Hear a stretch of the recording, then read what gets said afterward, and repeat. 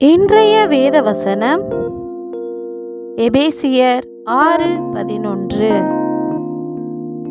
நீங்கள் பிசாசின் தந்திரங்களோடு எதிர்த்து நிற்க திராணியுள்ளவர்களாகும்படி தேவனுடைய சர்வாயுத வர்க்கத்தையும் தரித்து கொள்ளுங்கள்.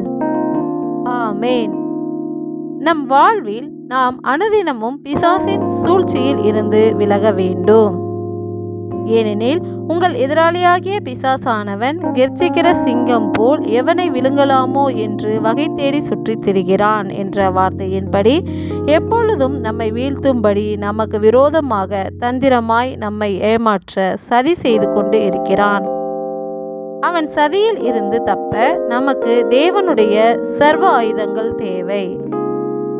சத்தியம் எனும் கச்சையை உங்கள் அறையில் கட்டினவர்களாயும், நீதி என்னும் மார்க்கவசத்தை தரித்தவர்களாயும், சமாதானத்தின் சுவிசேஷத்திற்குரிய ஆயத்தம் எனும் பாதரட்சையை கால்களிலே தொடுத்தவர்களாயும், பொல்லாங்கன் எய்யும் அக்கினி ஆஸ்திரங்களை எல்லாம் அவித்து போடத்தக்கதாக எல்லாவற்றிற்கும் மேலாக விசுவாசம் என்னும் கேடகத்தை பிடித்து கொண்டவர்களாயும் நில்லுங்கள்.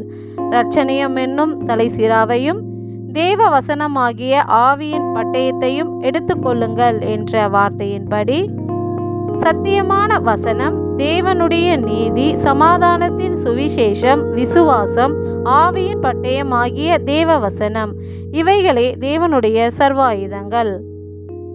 இந்த 5 ஆயுதங்களை நாம் எப்பொழுதும் தரித்தவர்களாய் இருந்தால் பிசாசின் சூழ்ச்சியை வெல்லலாம்.